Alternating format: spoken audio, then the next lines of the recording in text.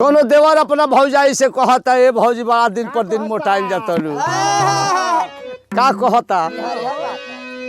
अरे कावना चक्की के आटा खालू हो भौजी रोज तू मोटालू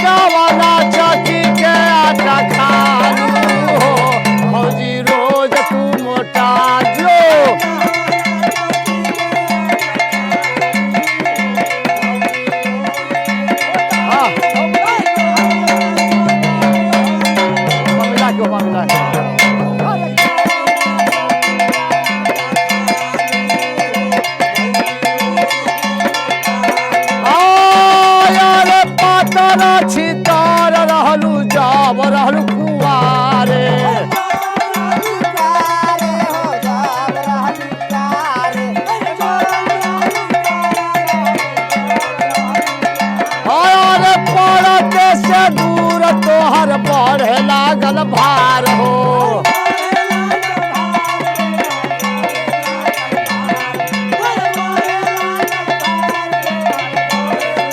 अरे ससुरा में केला रोज खालू हो अरे ससुरा में केला रोज खालू हो भौजी रोज तू मोटालू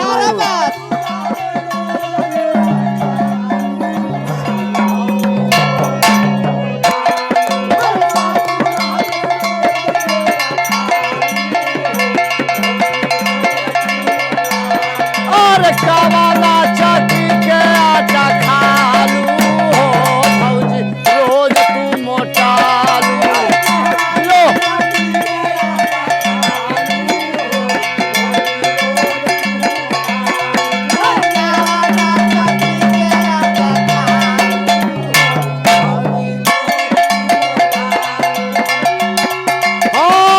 यार ससुरा में रह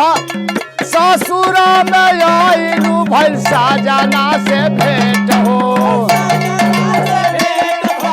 साजना से भेंट हो साजना से भेंट यार धीरे धीरे फूले है धीरे धीरे फूले लागल भौजी तोहर पेट हो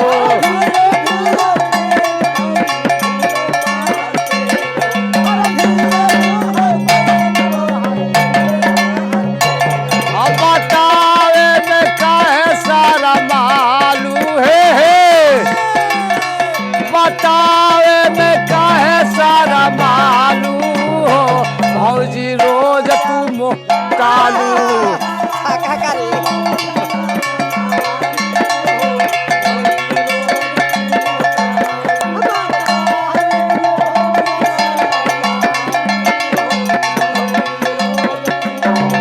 हाँ बतावे में काहे सारा मालू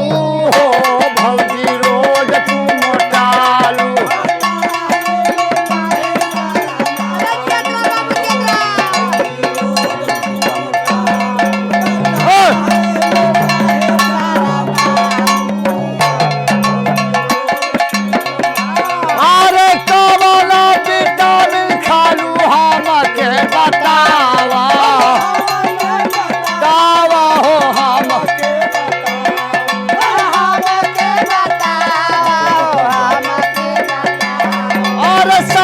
में बतावा जानी हमें भारा मावा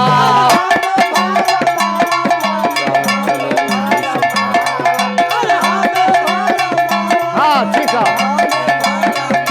अरे चालो चलू जैसे भालू हो अरे चलिया चलू जैसे भालू हो भौजी रोज तू मोटालू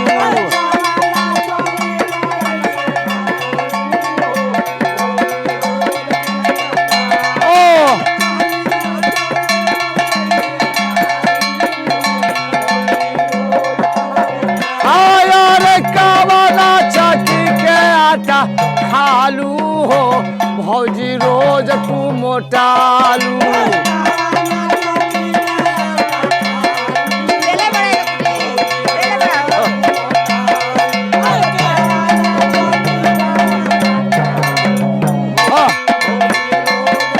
अरे कवना कवना रोज करेलू खेला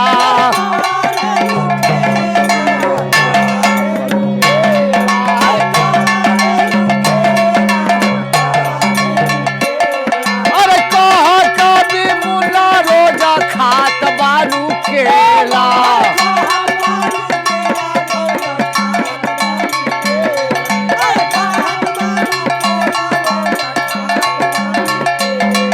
अरे बारू के देखिया गरालू हो अरे बारूआ के देखा गरालू हो भौजी का